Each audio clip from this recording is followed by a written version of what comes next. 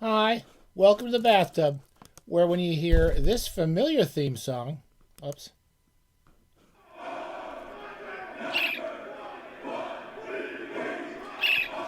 and then it's followed by this other brand new theme song, Game.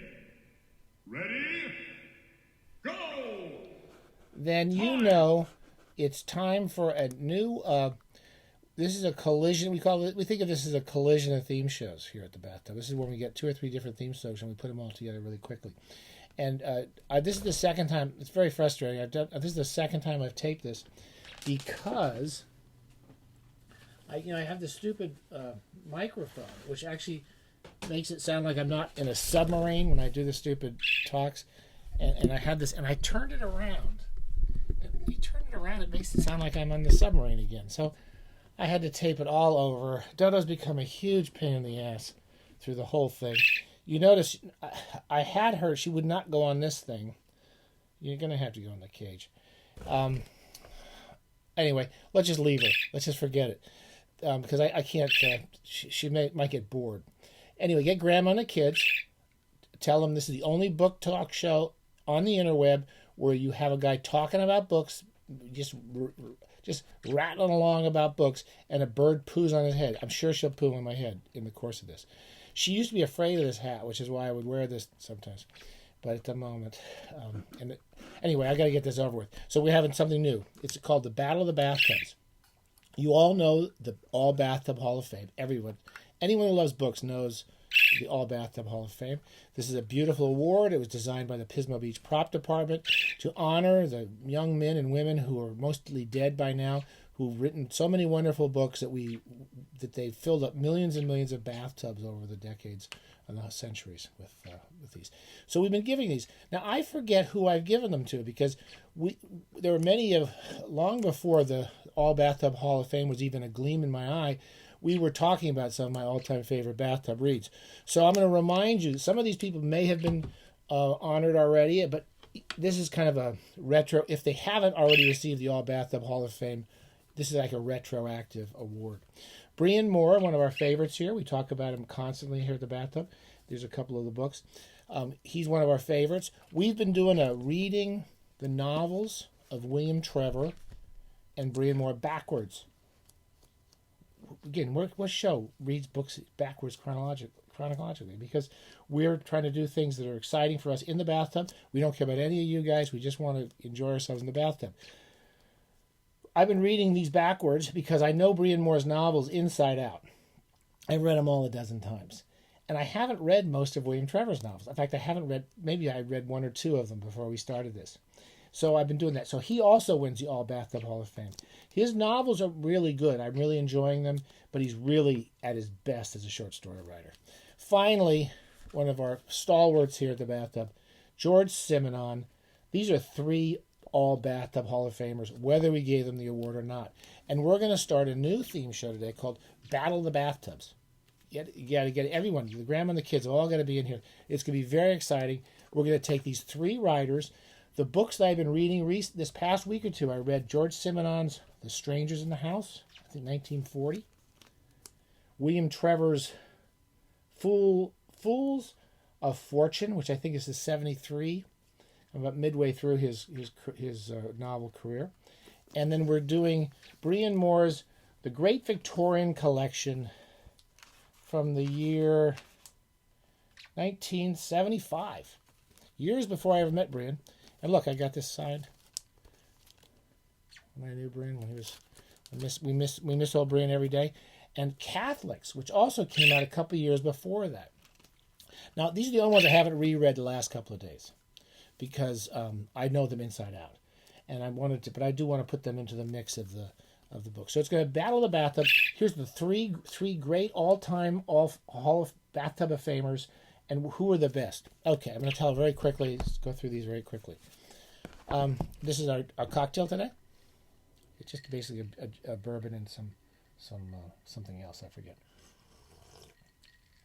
And we're going to talk about Fools of Fortune. Now,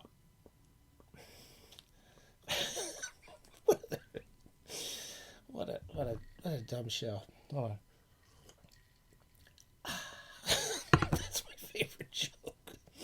Anyway, Fools of Fortune. It's one of my favorite of the Trevor novels.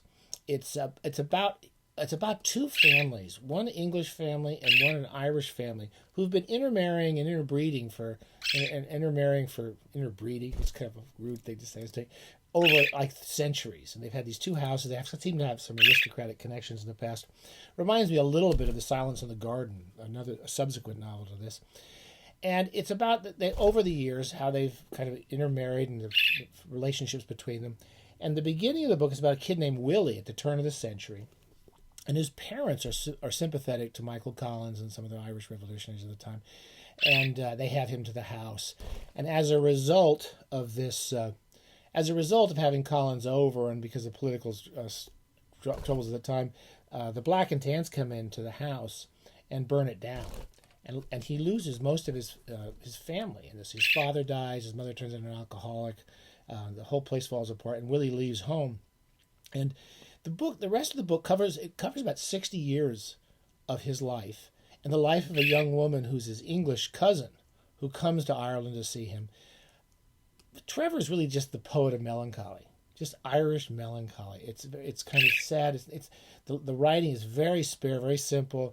It covers these people's lives over many, many decades, and their efforts to, just to find some happiness in their lives, and the relationship between these cousins who really don't. I won't say much more than that because what happens is it's quite beautiful and quite a moving book. I enjoyed it a lot.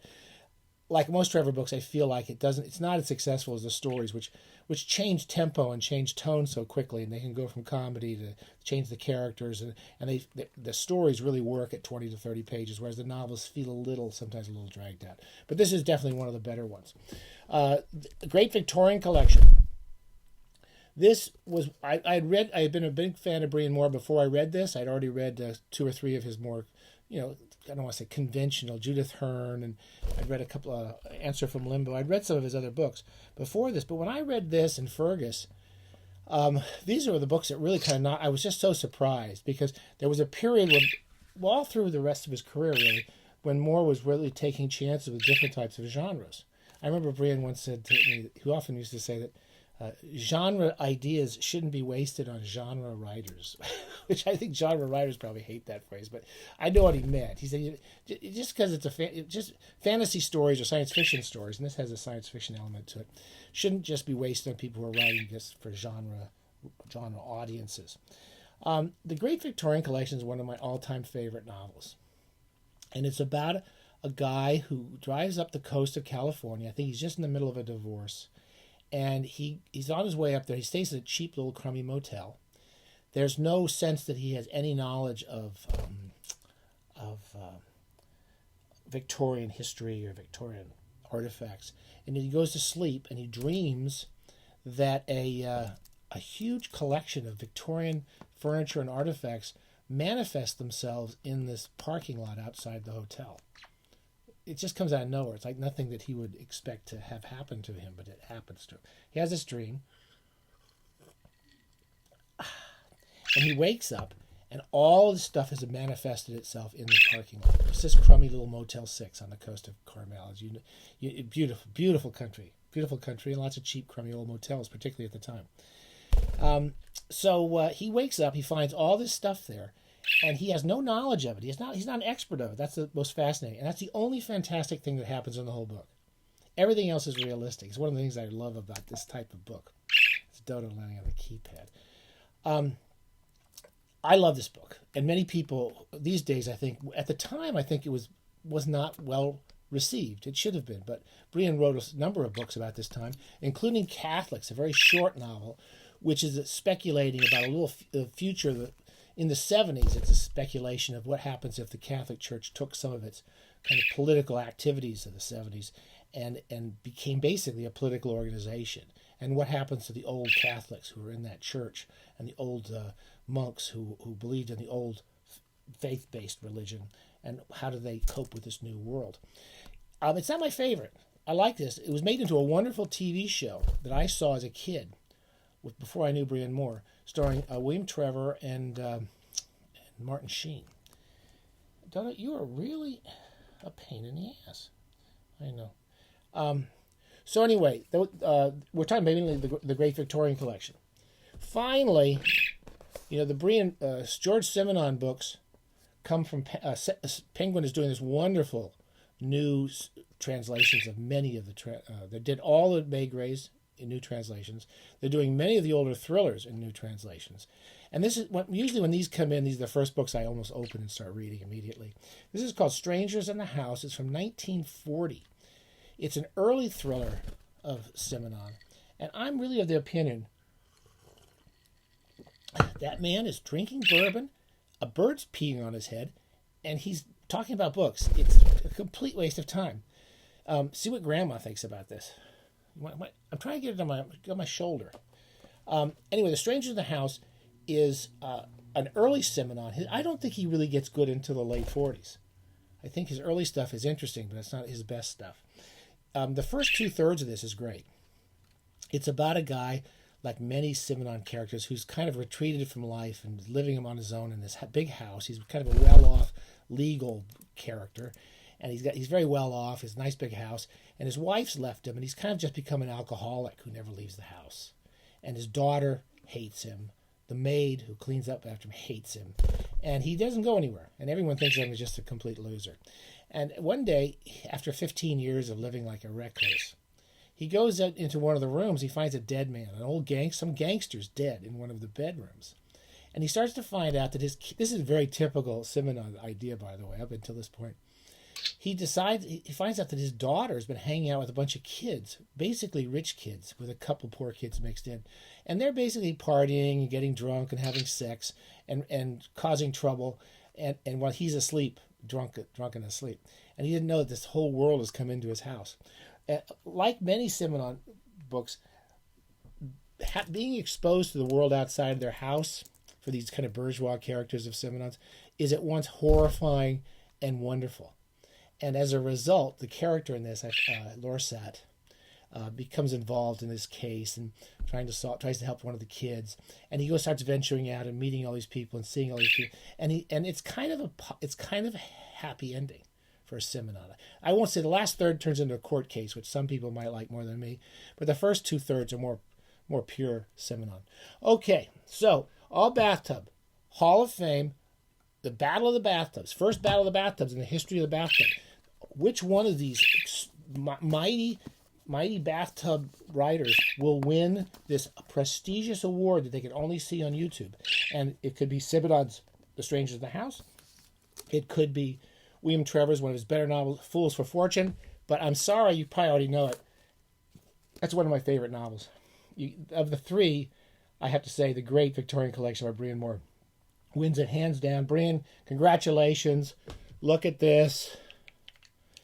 It's yours. It's yours for a moment. We're going to have the Battle of the Bathtubs on fairly regularly now that we have so many great stalwart Hall of Famers on the show. And anyway, I'm really going to think twice again. I know I keep saying I'm not going to let Dodo out anymore, but I can't. I really can't keep doing that. Happy bathing. Don't forget, join the International Bathing Alliance. It won't cost you a nickel. You'll get nothing out of it. And we put your name on a map.